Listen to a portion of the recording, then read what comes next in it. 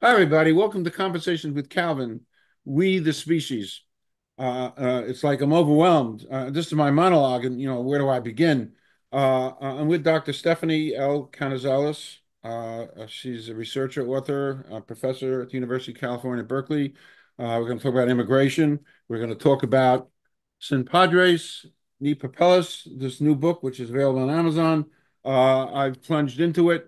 And here's the real fast thing that when Stephanie was introduced to me, the idea of this, I did a wow, because she's talking about immigration and being a little bit of a student of World War II, I learned about immigration and we have some terrible policies here in America. We had this big, vast country, and we still do. And yet we're just hard on the whole topic of immigration. And some things happened in 1939, which so bothered me and still bothers me to this day. I've never gotten over it. And that's immigration. So when Stephanie, Dr. Stephanie was presented to me, I said, this is a wow. And I plunged into the work that she's doing. And that's why we're here, because this is, front page news. It's on everybody's lips, and it's important because it's life. And these are human beings, and we are all brothers and sisters, and we have bigger problems here, on this planet Earth, like hurricanes exploding and killing Mhm. people. Those are problems, climate change. And these are problems too, but they're so easy to get fixed if we all have heart and we listen. So anyway, my Johnny Carson, you remember him, Johnny Carson, Stephanie, before your time? Yes. Okay. Anyway, my Johnny Carson monologue is done. I'm formally introducing Dr. Stephanie L. Canizales. A little bio, a little intro, and we're going to jump in to the elements of this quickly. Take it away. Yeah. Sin Padres, Sin Papeles. It's my first book project. It is a study of unaccompanied and undocumented young people.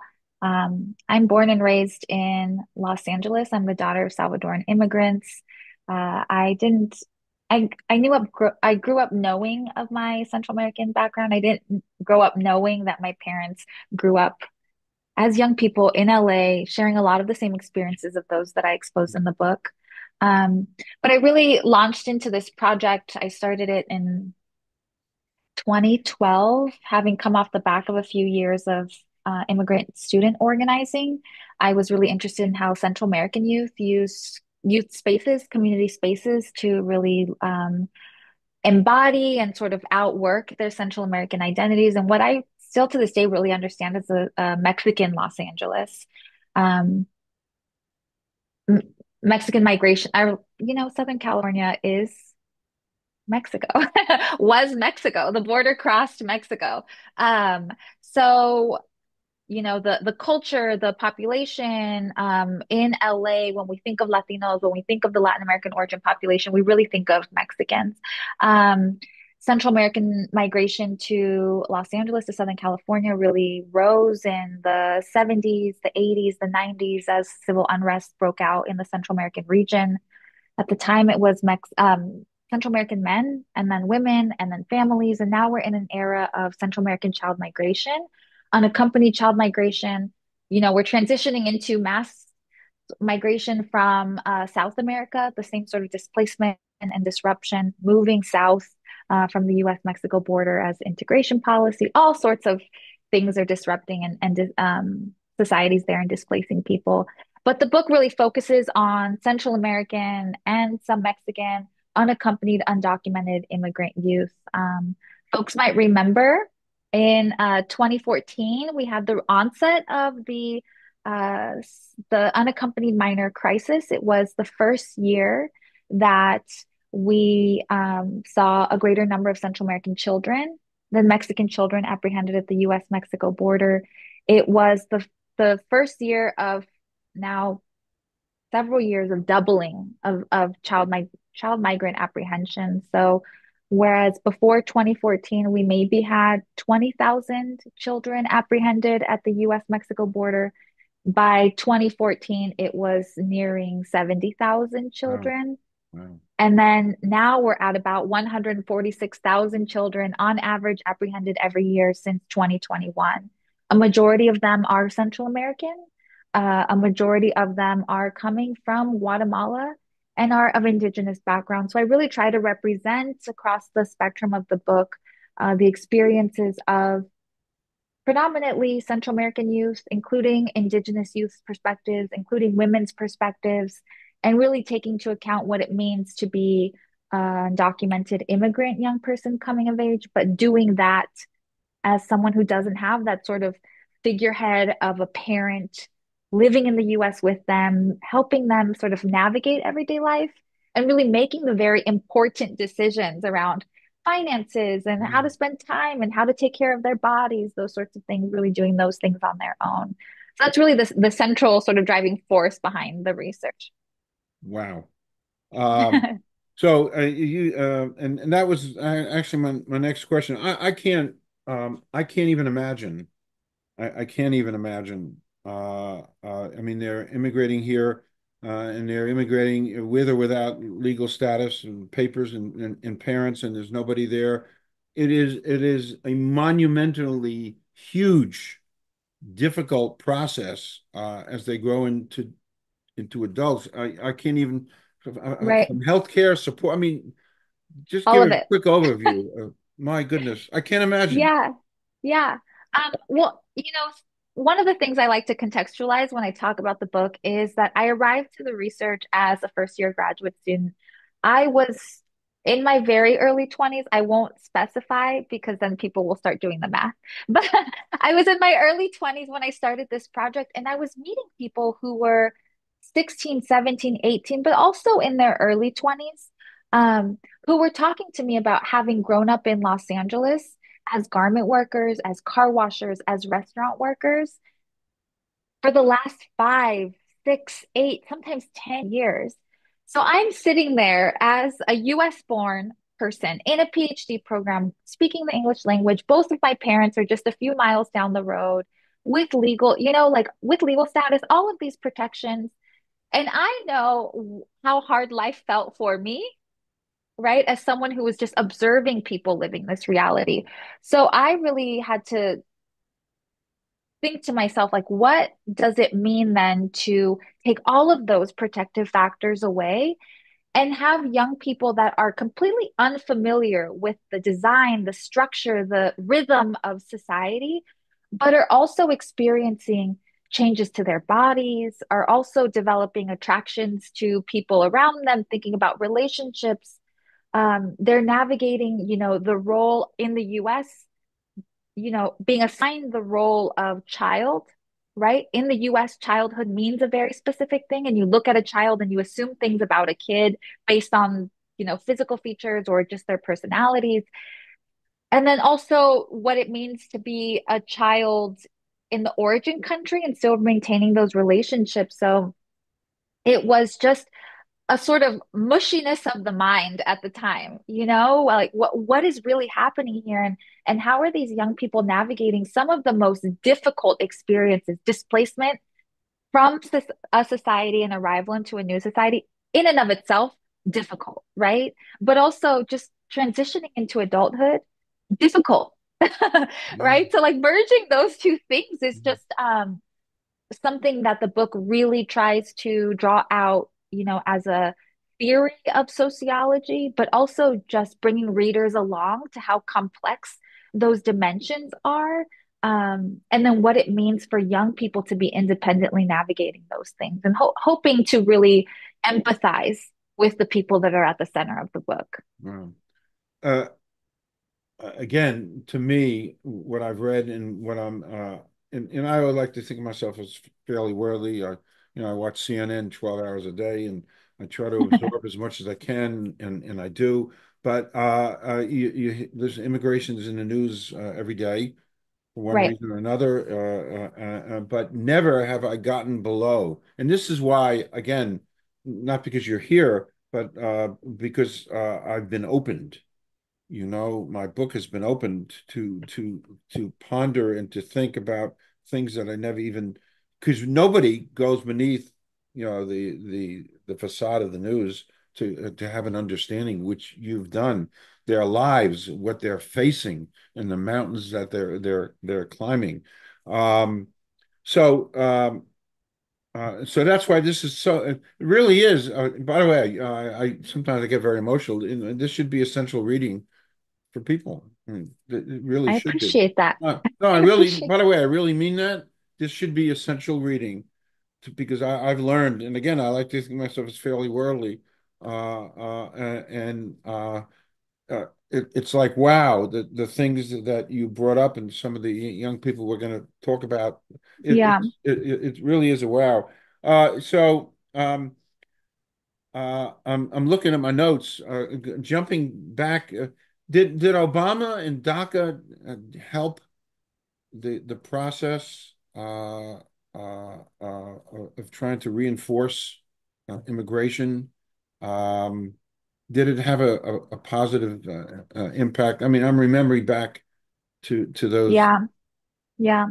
Yeah, so when I started this research in 2012, folks might remember that that's about the time we were organizing and really activating around Deferred Action for Childhood Arrivals, DACA. And that was a program that was intended to provide opportunities for integration and legal protection, a stay of on deportation for undocumented young people who met certain criteria. The criteria uh, largely being socioeconomic and the promise of productivity and economic contributions to the US in the future. So, a lot of emphasis on educational attainment or educational enrollment, emphasis on military, being in the military, on years in the US. So, you had to arrive before the age of 16 and be in the US consecutively for a certain number of years.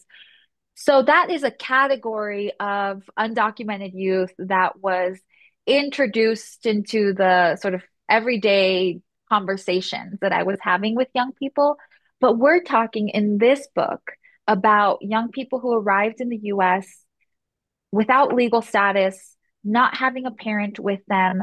They were young people who were not apprehended at the US Mexico border for all intents and purposes, the government could pretty much say we don't know who they are, where they are, or how many there are of them.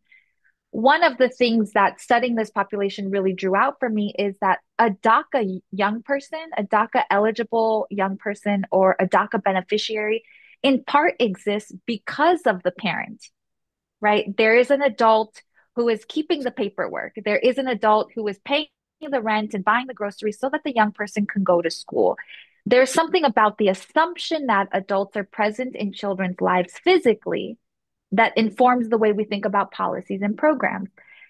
You know, an everyday person walking down the street, if you try to enroll for a service, you know, you go to the dentist, you do anything, you do anything in this world. If you're filling out paperwork, you are either the authority figure there, or you are signing on behalf of the child that you are the parent or the guardian for or of. So these young people that I was interviewing, they didn't benefit from DACA. They didn't qualify for it. And even if they sort of informally said, oh, I have been here since before I was 16, or I have been here for these numbers of years, um, they didn't sort of come forward with that information because they would have to identify themselves as undocumented low wage workers, which not only puts their everyday economies at risk, but would also put their families that they're financially supporting that didn't migrate with them at risk because they're working on behalf of those people as well.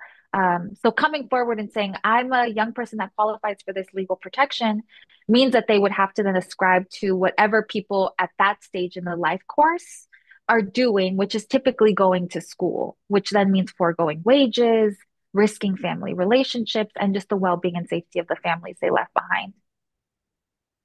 Wow, what mountains. Um, Getting now into a little bit more specifics, as I plunged in reading and learning, and this just kind of blew me away. I took a quote. Um, we want to discuss. We're going to go through some cases on how they feel. Yeah. They're human beings. They've got feelings, and they've got this mountain. They're in a strange world. This is a quote I pulled out. And this just resonated with me. Quote, I would have liked to study, but there was no one here to support me. There still isn't. So you get here and you must work. And his name is Christian. Uh, Yeah, and so Christian. my comment, does society write off youth like Christian as deviant or unproductive and undeserving? Talk about him and that mountain to get an education. Yeah, yeah.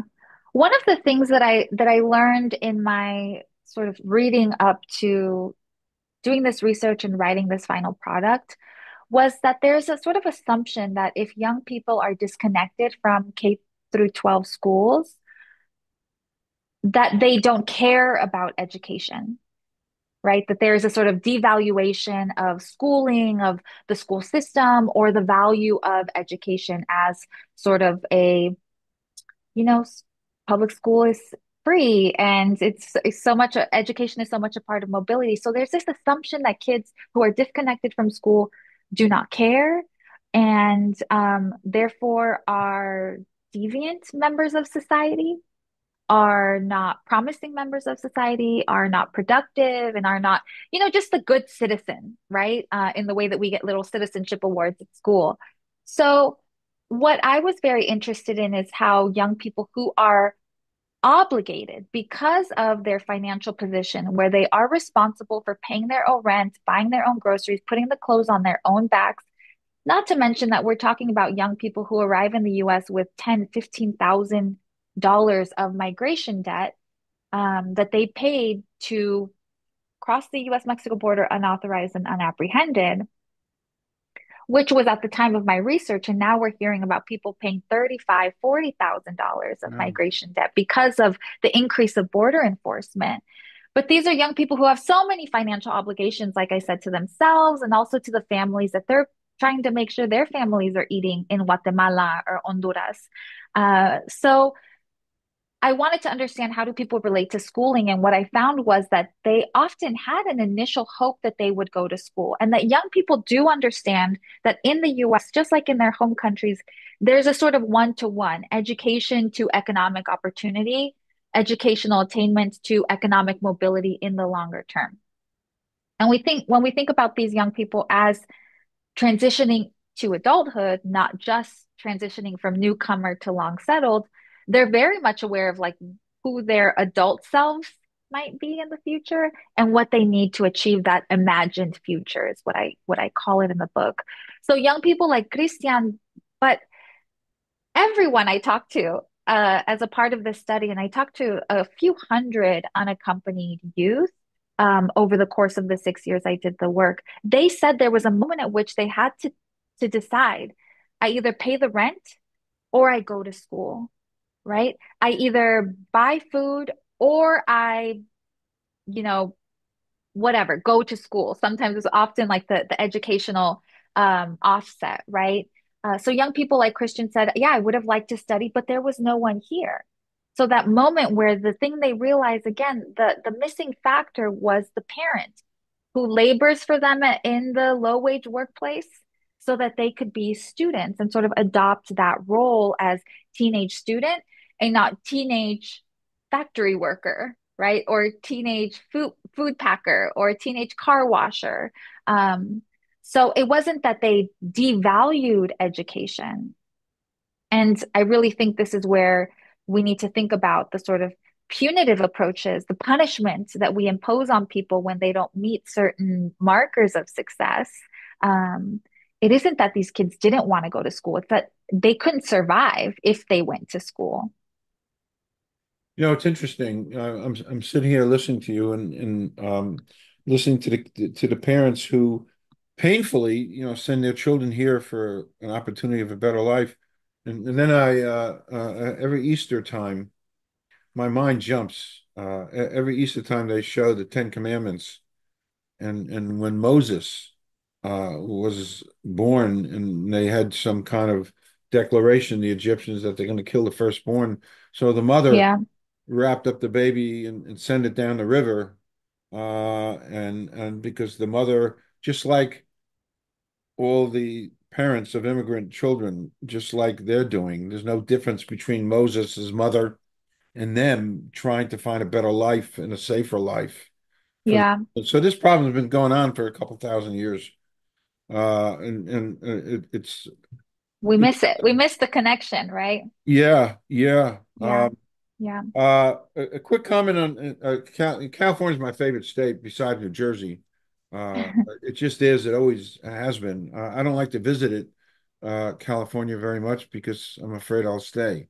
You know, so sometimes you have to go to California. So do I really have to go? Because I You want. might not leave. Yeah, I might not leave. They had this deep-seated acting thing that's been buried for a long time. Long story. Anyway, uh, looking at all the states, but looking at California immigration, they've done some fairly decent things in immigration, haven't they? Yeah. Yeah. California, I think, is seen as the sort of leader in progressive immigration policy and really trying to create for as long as far back as I've read about it because I wasn't here for all those Right. decades.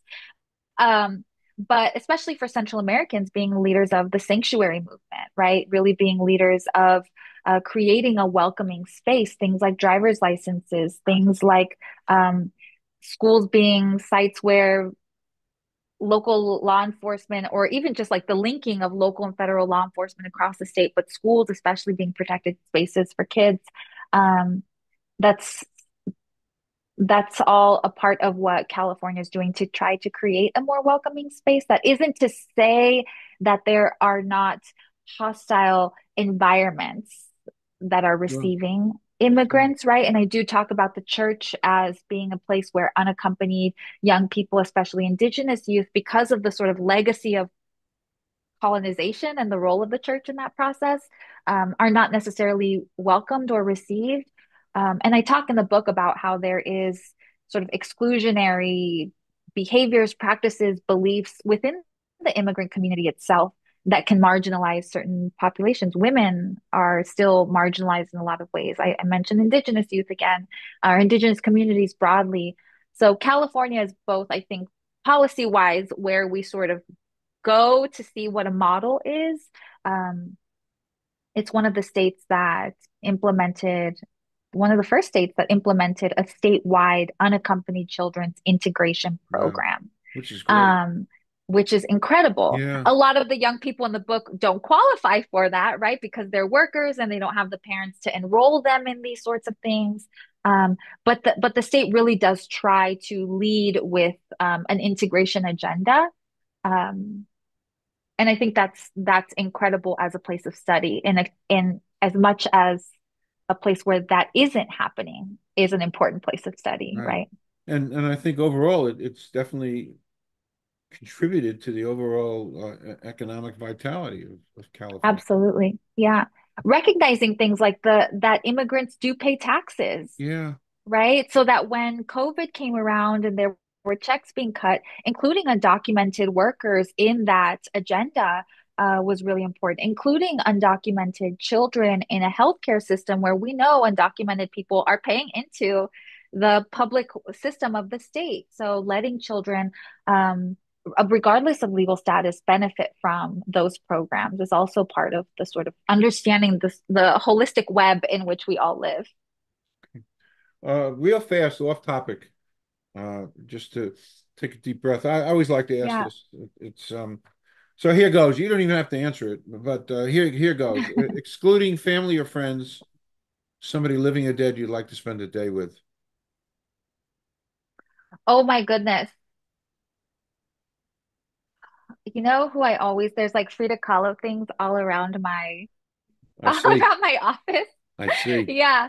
There's a little illustrated mug over here. I would have to say Frida Kahlo. And I say this, sort of from my own, not research anything, but from my own lived experience to sit down with someone who has experienced um, grueling physical pain because of an injury, and I won't elaborate on the details of my injury or pain, but who has, sort of left a legacy and created something beautiful out of that, I think is something that's so inspiring to me. And I think about that often, right? Like just Great the answer. embodied experience of being that woman and still creating something that is undeniably beautiful. Great answer. It's I'm funny. I'm I'm inspired by that. I went to a lecture some years ago at the Met, and They're actually somebody was giving a lecture about Frida. And, Oh, there was a class there, and they were talking, and I kind of eavesdropped. Uh, and I'm tall, I fit right in the back. But that's funny that you said that. Anyway, moving along, yes. because we have to move along. You've done some research with Los Angeles unaccompanied migrant youth, uh, so which encompasses gangs and drugs and stuff. Talk a little bit about the research you've done there. Yeah, so in my work with unaccompanied migrant youth workers, I spent 6 years in community. I engaged in what's called participant observation. So I didn't just stand on the side at the side of the room and sort of watch what was happening. I was in all of the activities, right? So I accepted any invitation that I could get, which would be, community gardens, adult English language schools. I would go to dinners, holidays, birthdays, um, vigils, and funerals for people that passed while I was in the field.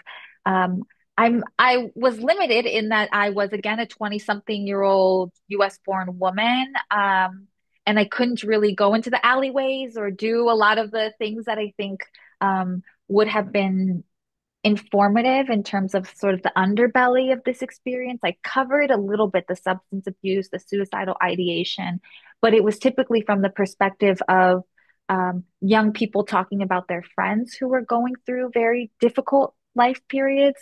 Or young people who were on the other side, right? So they talked about emotional healing from having attempted suicide multiple times. And there's one person that's coming to mind now who I call him pseudonym. I call him Raul in the book, and he talked about several times that he went to a freeway overpass and thought about just throwing himself off the side of the freeway overpass.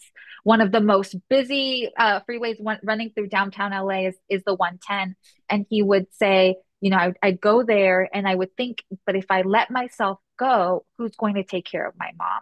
And it's again that idea that they Wow. don't make decisions, even in ending the suffering without thinking about the families that they've left Wow. behind. Yeah. Wow. Okay, Yeah. in the book, which I like to continue to hold up, uh, Sin Padres, Ni Papeles. I picked out some characters that I thought were interesting. If you wanted to say a few words about Caleb. Yeah, Caleb is the person that I lead the book with. He is the first young person after 7 months of hanging out and no one really wanting to talk to me about my research. Caleb was the first person that accepted an interview invitation. He's Guatemalan Mayan, Quiche speaker who learned Spanish in the US. So he and I spoke to each other um, in our fragmented Spanish. I was a monolingual Spanish speaker as a child, but lost it as I went through school. So I came to the research really stumbling around. But Caleb and I got to know each other. We still occasionally check in with one another.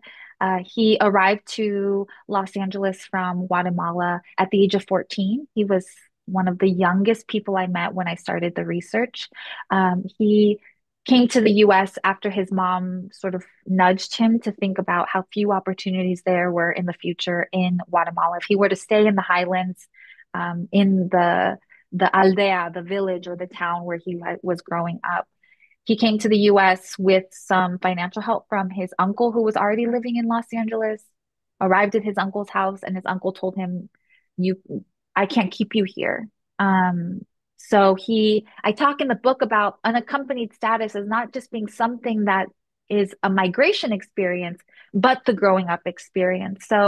Um, Caleb left thinking he would go back to Guatemala, maybe at 17 or 18 years old, 3 or 4 years later.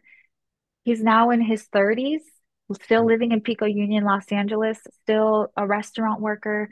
And across the trajectory of the book, I really try to track what it meant for Caleb to have experienced both the material hardship of being an undocumented, unaccompanied person, but also managing that initial sense of betrayal that led him what he says was a deep depression because he felt like, wait, I came here to be with my uncle and now I'm on my own.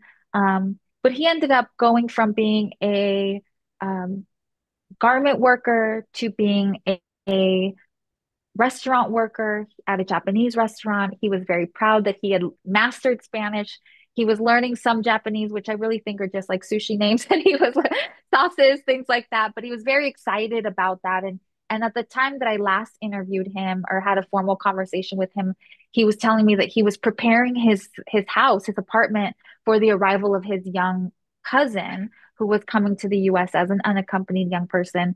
And Caleb was set on not letting that sort of initial fallout of the arrival moment, Um, right? That disorientation and betrayal that the family you thought would receive you is actually going to receive you. And Caleb really talked about how that made him feel like he had achieved some kind of stability that yeah, even his uncle hadn't been able to achieve when he arrived. yeah. Wow, that's pretty heavy stuff.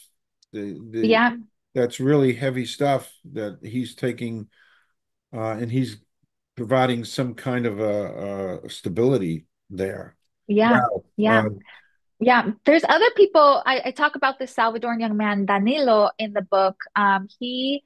To him, success was being able to send so much money to buy PlayStations and books and keep his siblings entertained that they didn't migrate, right? So youth were growing up laboring, working every day to provide stability for their families, whatever that meant in their particular context, right? But a Well, lot of young people, especially after 2014, 2016, as rates of unaccompanied child migration started to rise, a lot of my participants were saying, we can't let our siblings come as part of these wow, unaccompanied wow. waves, right? Um, because as people in the book that I detailed describe, they say the US is un lugar de perdición. It's a place of perdition. It's a place where you can get lost. It's a place where you can lose yourself. So really wanting to ensure that their siblings and other family members don't suffer and don't experience that loss was a Well, real goal that of is so theirs. heavy and thoughtful. That Hmm. is a wow to have that sense to send money back to keep them there because it's a hard road. Wow, that is so Yeah, interesting. Um, you talked about perdition, and then there was Aden, Adan. Uh, yeah, just a quick overview, the deep distress that yeah, these people feel in their yeah, whole mountain. It's they're like an amoeba. If I had to come up, I'm a writer of sorts, and just published my second novel, but uh, they're like an amoeba looking up at Mount Everest and having to climb Mount Everest. To me, that is pretty close. That overwhelming feeling, it's so beyond. yeah, yeah. Overwhelming emotions is the thing that people most often talked about as one of the greatest challenges of growing up as an unaccompanied young person. It's the overwhelming emotion and not knowing how to manage the emotion. Because remember, these are things we typically pick up from our parents. Our parents will soothe us, our parents will tell us, like, this is how you navigate this feeling or this interaction.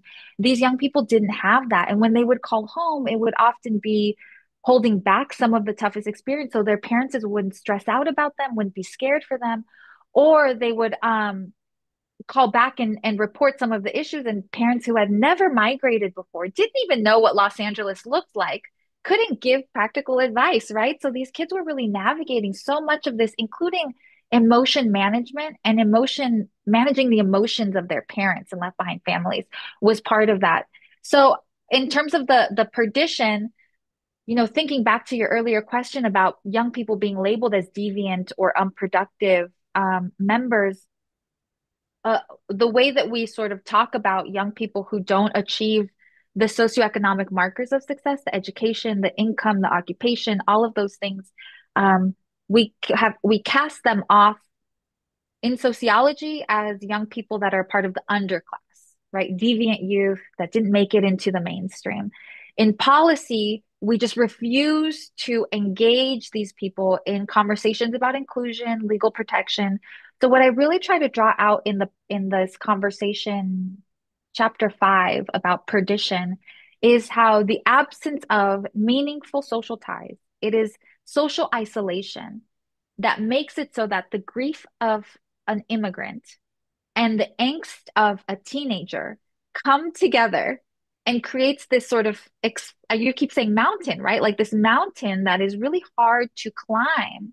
And when young people don't have community, when young people don't have guides or mentors or peers that are sort of helping them along that journey, the emotion is so overwhelming that it makes young people adopt behaviors that I describe in the book. People that didn't even know each other over and over said, you need to fill the void. You need to fill the void. So they do things like adopting drug use that turns into drug abuse or entering into romantic relationships that make them feel less lonely but become abusive or become involved in self-harm, suicide ideation. And I talk about a few cases of young people taking their lives in the book also, but it's all a response to sort of that overwhelming emotion and Mountain. not having anyone to put it into context with, right? Hey, that's funny. I do a lot of mentoring of students. Wouldn't it be nice if there was some kind of a mentoring system? I don't know. I'm just Yes. throwing this out. I'm just thinking Yes. about this. And I used to mentor 14 students at Rutgers. I'm running back and forth as best I can. I mean, I'm just throwing this out because we have to kind of do a wrap because Yeah. we're at the Yeah. time limit. But I don't know. I'm just shooting from the hip. In the absence of there must be folks out there who would want to, I don't know, Yeah. mentor just to And feel. it is true. We're a decade from the original humanitarian crisis year, 2014. We've seen year after year of children who have arrived and are now, like the people in this book, adults or young adults or further along in the journey. And I do talk about success being measured for the young people in that I profile in the book as something that is achieved when they are able to give back to their communities and share any lessons learned. Mhm. So I think you're right. One of the solutions has to be leveraging youth's own experiences to really solve the crisis itself, right? Yeah, just overwhelming. So we have to wrap. I don't want to wrap, but we have to. Uh, People can get the book on Amazon, and people will be able to see on the bottom here that where they can get this. It's just critical, essential reading to learn and to feel. By the way, it makes you feel. Yeah. Sometimes we don't. We're in a world without feeling, and sometimes we need to feel, and they're out there and they need to feel. You think Mexico's new president, a woman's touch, might shine a different light on the process? I thought about that, You know what? and I'm not being I often think political. about this. Yeah, yeah, yeah. I No, often it's think not about politics, the but way just a different touch. Uh, and when I saw it, she got elected with 60% of the vote. I said, well, it's a woman's touch. Maybe she'll shine a different light on the whole process. Something to look forward to, maybe. we Anyway, can hope. We can hope. yes. So, I promise to get you, and we're going to wrap quickly. This was wonderful, and having read and felt the feeling, it is essential reading for people should read and learn. It's their world, it's their lives, and these are people. So Yeah. thank you so much for your time Thank you. and Thanks for your having energy. me. No, my pleasure. I'm going to so we're going to cut. I'm inviting you to formally come back. Please do.